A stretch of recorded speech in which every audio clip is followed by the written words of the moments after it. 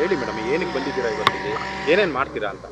ಇದು ಹೈಕೋರ್ಟ್ ಆದೇಶ ಇದೆ, ಟ್ರಯಲ್ ಬ್ಲಾಸ್ಟಿಂಗ್ ಮಾಡಿ ರಿಪೋರ್ಟ್ ಕೊಡಿ ಅಂತ. ಅದ್ರ ಪ್ರಕಾರ ನಾವು ಟ್ರಯಲ್ ಬ್ಲಾಸ್ಟಿಂಗಿಗೆ ಬೋರ್ವೆಲ್ ಡ್ರಿಲ್ ಮಾಡಿಸ್ತಾ ಇದ್ದೀವಿ.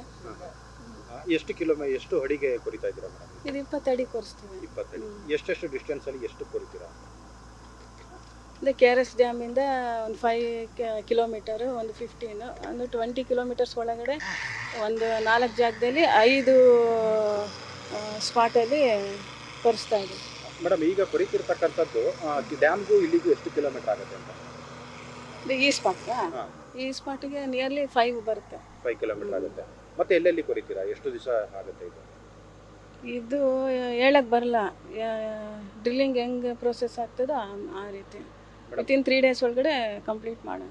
ಮೇಡಮ್, ನೀವೊಬ್ಬರು ಹಿರಿಯ ಭೂವಿಜ್ಞಾನಿಯಾಗಿ ಈ ರೀತಿ ಗಣಿಗಾರಿಕೆ ಅಥವಾ ಟ್ರಯಲ್ ಬ್ಲಾಸ್ಟ್ನಿಂದ ಆ ಡ್ಯಾಮ್ಗೆ ಏನಾದರೂ ಡೇಂಜರಸ್, ಸಾಕಷ್ಟು ಜನ ಡ್ಯಾಮ್ ಸೇಫ್ಟಿ ಮೆಜರ್ಸ್ ಇದೆಯಲ್ಲ, ಅವರು ಇದರಲ್ಲಿ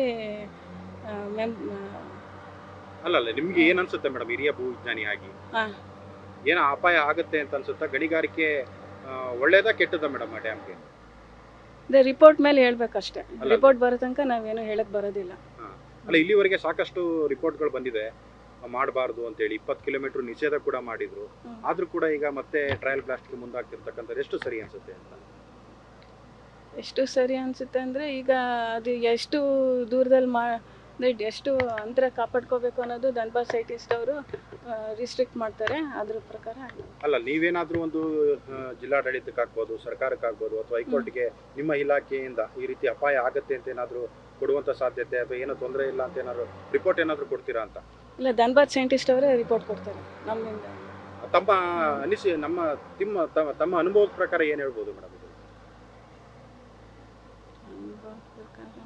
ಅಂದರೆ ಆ ರಿಪೋರ್ಟ್ ಬಂದಮೇಲೆ ಇದಾಗುತ್ತೆ, ನಾವೇನೋ ಹೇಳಕ್ಕೆ ಬರೋದಿಲ್ಲ.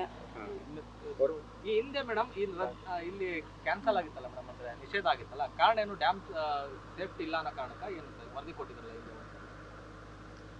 ಹಿಂದೆ, ಆ ಮಾಹಿತಿ ಇದೆಯಾ ಮೇಡಮ್? ಇತ್ತೀಚೆಗೆ ಬಂದಿದ್ದೀರಿ, ಆ ಮಾಹಿತಿ ಇದೆಯಲ್ಲ ನಿಮ್ಮ ಹತ್ರ? ಅಂದರೆ ಇದು ಇವರು ಡ್ರಾಟ್ ಮಾನಿಟರಿಂಗ್ ಸೆಲ್ ಅವರು ಇಷ್ಟು ಡಿಸ್ಟೆನ್ಸಲ್ಲಿ ಒಂದು ಟ್ರಯಲ್ ಬ್ಲಾಸ್ಟ್ ಮಾಡಿ ಅಂತ ಅವರೊಂದು ಹೇಳಿದರು, ಮಾಡಿಸಿ ಅಂತ. ಅದ್ರ ಪ್ರಕಾರ ಇವ್ರು ಕೋರ್ಟ್ ಆದೇಶ ಮಾಡ್ಕೊಂಡು ಮಾಡ್ತಾರೆ. ಹಿಂದೆ ಈ ಜಾಗದಲ್ಲಿ ನಿಷೇಧ ಆಗಿದೆಯಲ್ಲ ಮೇಡಮ್ ಗಣಿಗಾರಿಕೆ, ಅದು ಏನಕ್ಕೆ ಅನ್ನೋದು ಗೊತ್ತಲ್ವಾ? ಏನಕ್ಕೆ ಅಂತ ಅಂದರೆ ಹಿಂದೆ ಅದು ಸೌಂಡ್ ಬಂತು ಅಂತ ಹೇಳಿದ್ರು, ಆ ಬೇಸಿಸ್ ಮೇಲೆ ಈ ಟ್ರಯಲ್ ಬ್ಲಾಸ್ಟ್ ಎಲ್ಲ ಅವ್ರೇನು ಸಮಸ್ಯೆ ಅಂತ ಏನು ಹೇಳಿಲ್ಲ, ಒಂದು ಸೇಫ್ಟಿ ಮೆಜರ್ಸ್ ತಗೊಂಡು ಮಾಡಿ ಅಂತ ಹೇಳಿದ್ದಾರೆ. ಮೇಡಮ್, ಈಗ ನಿಮಗೆ ಸೈಂಟಿಸ್ಟ್ಗಳು ಕೊಟ್ಟಿರೋ ಪ್ರಕಾರವಾಗಿ ಎಷ್ಟು ಅಡಿವರೆಗೆ ನೀವು ಈ ಡ್ರಿಲ್ಲಿಂಗ್ ಮಾಡ್ತೀರಾ ಅಂತ? ಅವ್ರು ಹೇಳಿದ ಪ್ರಕಾರನೇ ಮಾಡ್ತಾ ಇರೋದು. 20 ಅಡಿ. ಅಂದಾಜು 20 ಅಡಿನೇ. 20 ಅಡಿ ಮ್ಯಾಕ್ಸಿಮಮ್ ಅಂದ್ರೆ ಮೇಡಮ್? ಅಲ್ಲ, ಅದು 20 ಅಡಿ. 20 ಅಡಿ. ಈಗ ಮೇಡಮ್, ನೀವು ಸಾಕಷ್ಟು ನೋಡಿದಿರ ಇಲ್ಲಿ 20 ಅಡಿ 100 ಅಡಿಯಷ್ಟು ಆಳಕ್ಕೆ ಹಿಂದೆ ಗಣಿಗಾರಿಕೆ ಮಾಡುವಂಥವ್ರು ಕುಳಿಯನ್ನ ಕೊಳಿತಿದ್ರು ಅಂತದ. ಈಗ ನೀವು ಟ್ರಯಲ್ ಬ್ಲಾಸ್ಟ್ಗೂ ಅವರು ಗಣಿ ಮಾಲೀಕರು ಮಾಡೋದಕ್ಕೂ ವ್ಯತ್ಯಾಸ ಇರಲ್ವಾ ಮೇಡಮ್? ಇಲ್ಲ, ಈ ಸೈಟ್ ವಿಸಿಟ್ ಮಾಡಿಕೊಂಡು ಧನ್ಬಾದ್ ಸೈಂಟಿಸ್ಟ್ ಅವರು ಹೇಳಿರೋ ಪ್ರಕಾರನೇ ಮಾಡ್ತಾ ಇರೋದು. ಅವ್ರು ಬಂದು ಹಿಂದೆ ಎಲ್ಲ ವಿಸಿಟ್ ಮಾಡಿ ಇಂತಿಂಥ ಡಿಸ್ಟೆನ್ಸಲ್ಲಿ ಮಾಡಬೇಕು ಅಂತ ಹೇಳಿರೋದು ನಮ್ಮ ಪ್ರಕಾರ ಮಾಡ್ತಾ ಇರೋದು. ಇವತ್ತು ಮುಗಿಸ್ತೀರಾ ಈಗ ಮೇಡಮ್? ಇವತ್ತು ಮುಗಿಸೋಕೆ ಬೋರ್ವೆಲ್ ಆಗೋದಿಲ್ಲ, ಇನ್ನೊಂದು 2-3 ಡೇಸ್ ಆಗ್ತದೆ.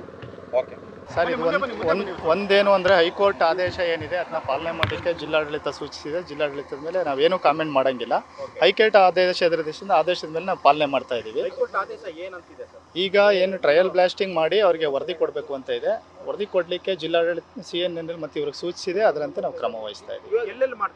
ಸರ್, ಒಟ್ಟು ಅವರು ಧನ್ಬಾದ್ ಸೈಂಟಿಸ್ಟ್ಗಳು ಹಿಂದೆನೇ ವಿಸಿಟ್ ಮಾಡಿದ್ದಾರೆ, 4 ಕಡೆ ಕೊಟ್ಟಿದ್ದಾರೆ, ಇಲ್ಲೊಂದು ಕಡೆ ಶ್ರೀರಂಗಪಟ್ಟಣ ಒಂದು ಕಡೆ, 5 ಕಡೆ ಮಾಡ್ತೀವಿ ಸರ್. 5 ಕಡೆ ನಾವು ಡ್ರಿಲ್ಲಿಂಗ್ ಮಾಡಿಸ್ತೀವಿ. ಡ್ಯಾಮ್ ಸೇಫ್ಟಿ ವೈಸ್ ನೋಡ್ಬಿಟ್ಟು ಏನು ಮಾಡ್ತಾರೆ ಸರ್. ಒಂದೇನು ಅಂದರೆ ಅವರು ಪಾಯಿಂಟ್ನ ಲೊಕೇಟ್ ಮಾಡಿದ್ದಾರೆ, ಎಷ್ಟಡಿ ಕೊರಿಬೇಕು, ಎಷ್ಟಡಿ ಏನು ಮಾಡಬೇಕು ಅಂತ ಅವ್ರು ಕೊಟ್ಟಿದ್ದಾರೆ ಸ್ಪೆಸಿಫಿಕೇಶನ್. ಅವ್ರ ಸ್ಪೆಸಿಫಿಕೇಶನ್ನ ನಾವು ಎಕ್ಸ್ಪ್ಲೈನ್ ಮಾಡ್ಲಿಕ್ಕೆ ಆಗಲ್ಲ, ಅದು ಟರ್ಮ್ಸ್ ಆ್ಯಂಡ್ ಕಂಡೀಷನ್ ಇರ್ತದೆ, ದಯವಿಟ್ಟು ಅದನ್ನ ಕೇಳಬೇಡಿ.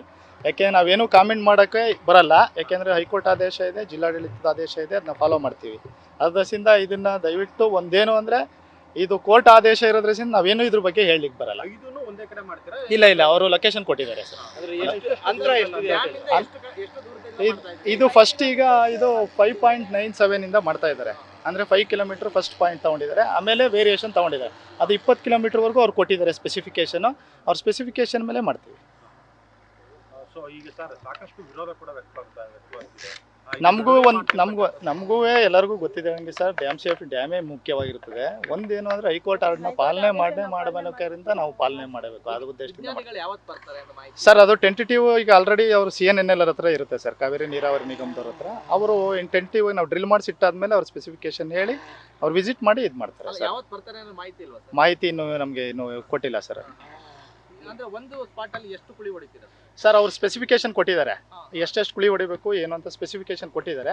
ಆ್ಯಸ್ ಪರ್ ದಿ ಸ್ಪೆಸಿಫಿಕೇಶನ್ನೇ ನಾವು ಡ್ರಿಲ್ ಮಾಡಿಸ್ತೀವಿ. ಕುಳಿ ಕೊರೆಯುವಂತ ಈ ಡ್ರಿಲ್ಲಿಂಗ್ ಎಷ್ಟು ದಿವಸದಲ್ಲಿ ಮುಗಿಸ್ತೀರಾ ಅಂತ ಸರ್ ಇದು ಹೇಳೋಕ್ಕಾಗಲ್ಲ ಪ್ರೋಸೆಸ್ ಹೆಂಗಾಗುತ್ತೆ ಅಂತ, ಯಾಕೆಂದ್ರೆ ಈಗ ಆಲ್ರೆಡಿ ನೋಡ್ತಾ ಇದ್ದೀರಿ ನೀವು.